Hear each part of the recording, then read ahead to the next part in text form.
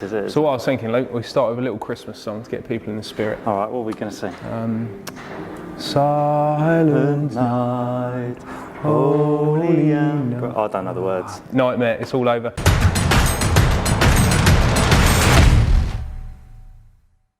Welcome to episode 6 of Ian's E28 rebuild. A lot's happened actually since the last episode. We've been pretty lax on the filming as well, so not actually, I don't think we've had an update in over a year. Most of that was down to sort of waiting on quite a lot of parts to turn up for the engine build, which is now complete, I may add.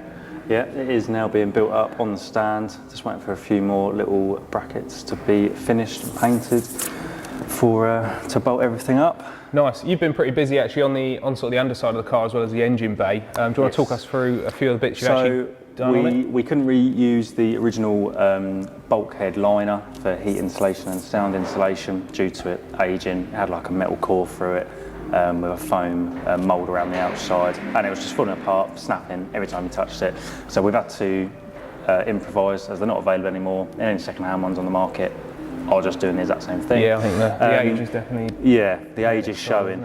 So Ian's opted for some sound insulation underneath, which, as you can see, some silver there in the tunnel, and then on the very front of the bulkhead, where the majority of the heat is going to be from the exhaust manifold and the back of the head, he's opted for some nice reflective gold.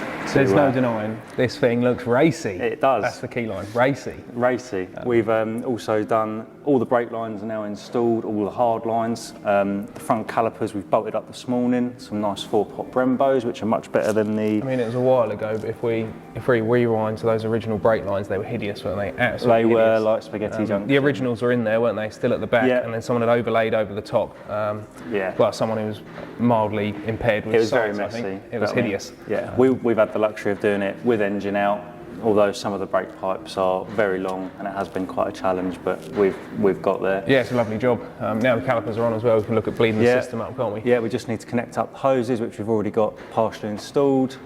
I don't know if the subframe was already powder coated in the last episode. Yeah, so that's in, and should we head to the back of the car and actually have a little look at a few bits we've done there? Right, we're now under the underside of the back of the car.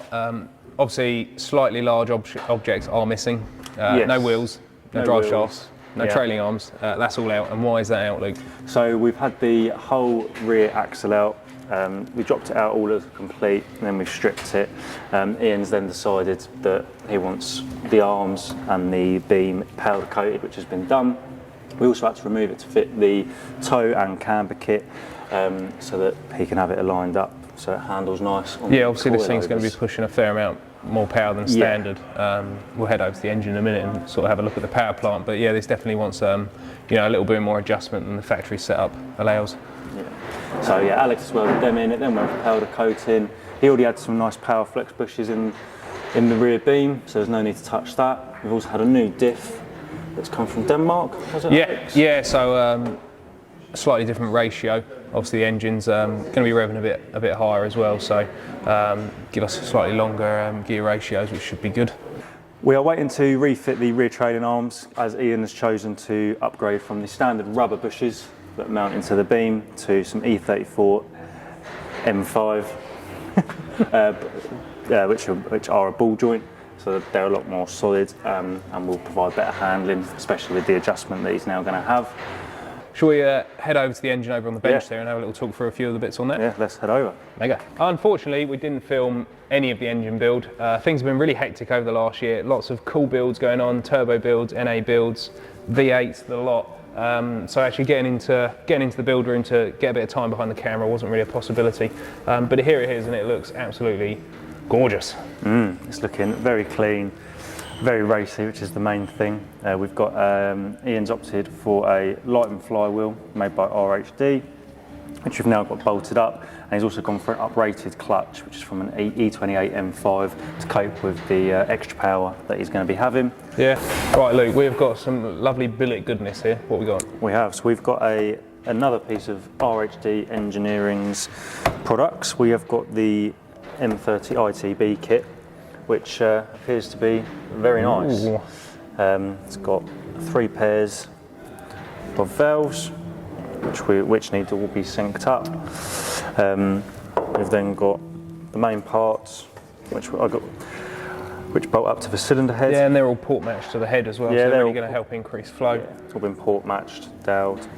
Ian's chosen to also have these anodised.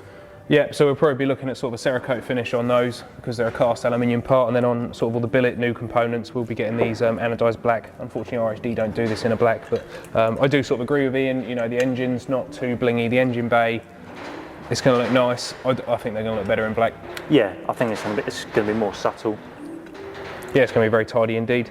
Very excited to get the engine in. We're also waiting on an exhaust manifold from BTB Racing. This is a new product and sort of a custom line that they're just going to start bringing out for sort of high power M30s. So very excited to get that back in the door.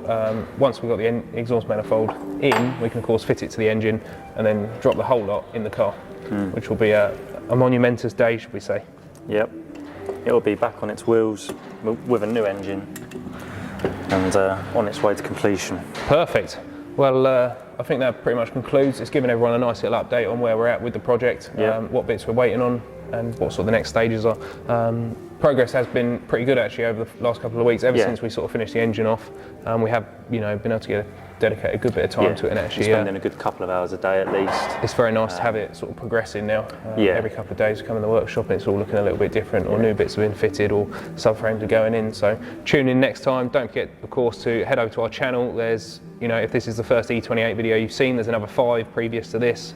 Whether it was removing the engine, stripping the engine, that was all sort of filmed, and we put that together in a little series. So check out the channel, put a little subscribe in, and we'll see you next time.